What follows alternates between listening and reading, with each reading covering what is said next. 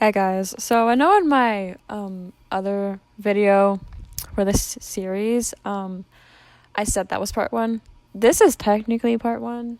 Like, it's actually before the actual story. This is the prologue, so ignore that little mistake. But I did record it before recording this. So, anyways, here's the prologue for when Twilight Starfire met the Morning Star, and I hope you guys enjoy. Prologue. "Mommy, where are we going?" Charlie asked. Her mother Lilith was carrying her in her arms. The little demon princess was not old enough to walk long distances alone, and Lilith knew that she would get tired before they arrived. The Goetia Palace was far away. It was much further away than she would prefer it to be. But this was for a good reason.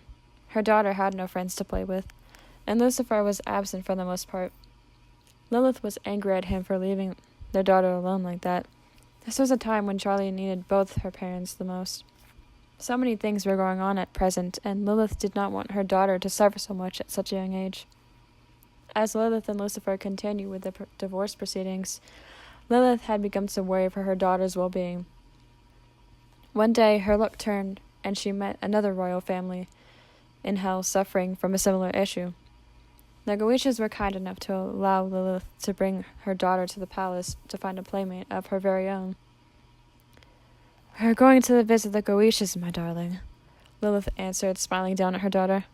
"Oh," Charlie said, nodding her tiny head in understanding. "Mommy, who are the Goetias?"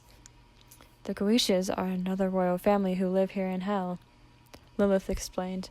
"Like us." "But why are we going to visit them anyway?" Charlie asked curiously. "Is Daddy in more trouble?" "Of course not, Apple Pie," Lilith assured her, maintaining her calm smile. "We're just going because the Goetias are very lonely. And you're going to meet your best friend there. Isn't that so exciting?" "I'm going to have a best friend?" Charlie repeated, her eyes wild with excitement. "Yes, darling," Lilith said. "Hush now, we are almost there." The Goetia were a prestigious family, and they were very well known all throughout hell. And was common knowledge that the Goetian prince Stolas was cheating on Stella with an imp. It was the most outrageous news, which left everyone wondering what might happen to the rest of the Goetia family. Lilith had spoken with Stella before about the whole situation. She met Stella at her not-divorced party. The two bonded at once over their own personal issues with the unfaithful men in their lives. Stella felt that Stolas did not value her even half as much as she should be. And Lilith finally felt that there was someone out there who understood her. After learning that Stella and Stolas, Goetia, had a daughter, Lilith was delighted as she knew how lonely her daughter was due to her unfortunate situation with Lucifer. Personally, she hadn't met the little girl yet, but from what Stella had told her, it was clear that this was the best option for her daughter. It would do for now, at least until she was able to work out her marital issues. "Yes," asked the imp guard, answering the door. "I'm here to see Stella Goetia," Lilith told him with a smile. "You know about our little meeting, I presume?" "Right this way." The imp stepped aside, allowing Lilith to go inside. He led her through the palace and to the throne room where the Goetian king usually sat. Charlie glanced around the room. Not recognizing anything in this palace, she buried her face on her mother's shoulder. She was frightened. She had never been to such a big place before. Not even her house was as big as this.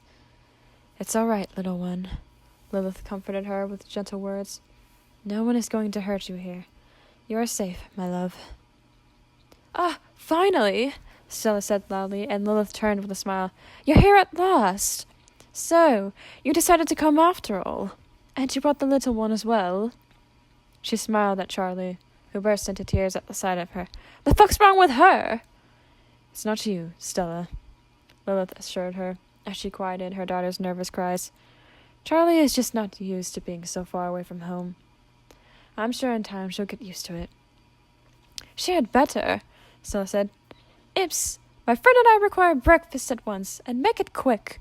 The imp servants quickly went to work making breakfast as they seated the two ladies at the table. "So, how are things?" "You mean with Lucifer?" Lilith asked. We have decided to proceed with the divorce after all." "Oh, that is wonderful news," Stella praised her. "Take it from me, there are much better men out there waiting for you. And when the opportunity arises, you mustn't allow it to slip through your fingers. Be wise, Lilith." "And what of Octavia?" Lilith asked. "Have you brought her here as well? I know we said that she and Charlie were to meet today." "Mommy, who's Octavia?" Charlie asked. Then she gasped, her eyes wide with delight. "Is she my new friend?" "Well, of course she is," Stella told her impatiently. "Who the fuck else would it be? I've only got one daughter, you know." "Yes, dear," Lilith said in a calmer tone. "You will meet her very soon, I promise. Now hush, let me talk with Stella." Charlie nodded and went silent. Lilith put her down, and the two women continued their conversation. Out of the corner of her eye, Charlie spotted something. Upon taking a closer look, she realized that there appeared to be another girl just ahead of her. She was hidden away out of sight behind a wall nearby. Charlie looked back at her mother and Stella. They seemed to be paying no attention to her anymore. She decided to follow the strange girl and ran over to her. She was curious about this girl, and she wanted to know more. Besides, if she was really to be her new playmate, then they should take the time to get to know each other right away. Once Charlie was there, the girl took a few steps back. However, she did not run away altogether. It was as if she was nervous and yet intrigued by Charlie's presence at the same time. "It's okay," Charlie said. "I'm not going to hurt you. My name is Charlie. What's yours?" "I'm Octavia," the girl answered, although she still seemed nervous. "Are you the best friend my mom promised me?" Charlie asked. "That depends," Charlie answered. "Are you the plaything my mother said she'd bring me?" "I thought you'd be more impish." "I am not an imp," Charlie said. "I'm the princess of hell." "Hey, I'm a princess too," Octavia said excitedly. "Is Lucifer really your dad?" "He is," Charlie told her, "but he's never really around anymore." "Oh," Octavia said, a sad expression coming over her face. "I'm sorry. I know how it feels too." "You do?" Charlie asked. "How come?" "You see, Mother and Father don't get along well," Octavia explained. "They're always fighting about something. It's really loud, especially at night. I can't sleep." She looked down sadly. "Octavia," Charlie said softly, taking Octavia's small hand in her own. "You're not alone anymore. I mean, we could be best friends, if you want to. It's totally okay if you don't." "Thank you, Charlie," Octavia said. "I do. I promise you that I do." "So, what do you want to do now?" Charlie asked. "Oh, how about a game of hide and seek?" Octavia suggested. "Surely the palace is more than big enough. I know all the best hiding spots. You'll never catch me." "Okay," Charlie said, giggling. "But you're counting first." "Fine by me," Octavia responded and began counting up from 1 to 20. Charlie ran off giggling and started to search for a good hiding spot. Octavia was right. The palace was indeed very large in size. There were thousands of places to hide. However, it was hard to say which places Octavia might not look. Charlie knew that she was running out of time, and she quickly ran into a room. She made sure to close the door behind her. She stopped to catch her breath after all that running. Suddenly she stopped. She could hear something. She stood still and listened carefully. It sounded like someone was crying.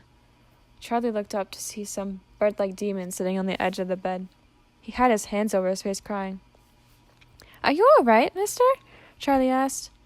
"Oh, my goodness, you gave me quite a fright," the demon cried, startled by the voice.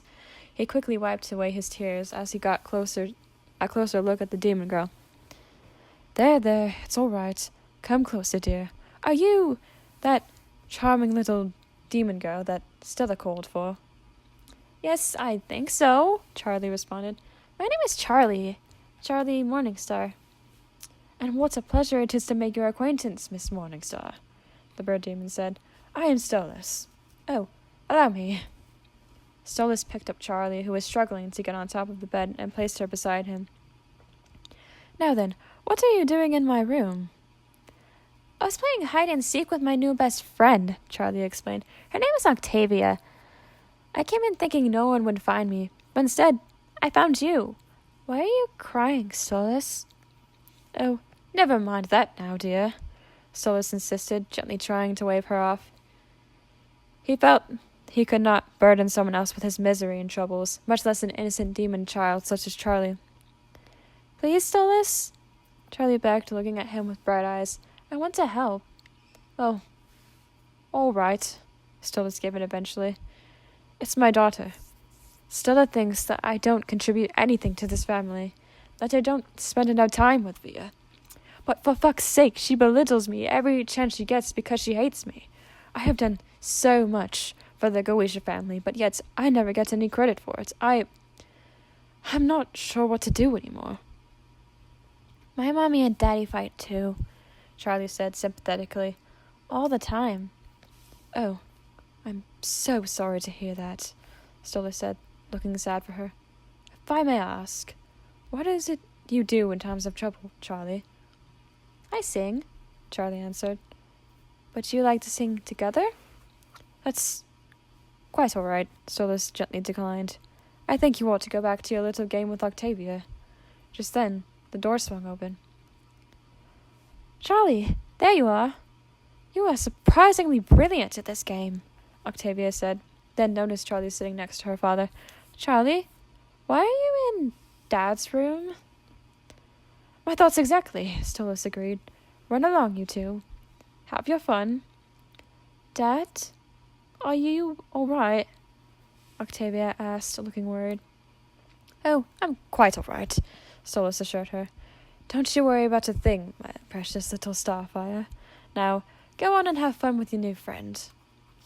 Octavia glanced back at her dad one last time before leaving. Charlie held her hand as the two walked out of the room to go back to their game. They decided not to continue the game and instead resorted to plain old talking. Octavia led Charlie to her room. Where are we? Charlie asked, looking around. This is my room, Octavia said proudly. She ran over to the bookshelf and retrieved a strange-looking book. That's an interesting book, Charlie commented. Oh, it's not just any book, Charlie, Octavia said, looking very serious. This is my dad's grimoire. It allows him to study the stars and galaxies. He has to learn spells and how to cast them. You know, basic Goetia things that I can't be bothered to understand at my young age. Well, I can't say I understand it all that well either, Charlie laughed.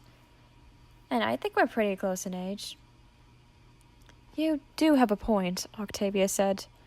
At any rate, I don't think I should be touching this without Dad's permission. I'll put it away now. I just wanted to show it to you.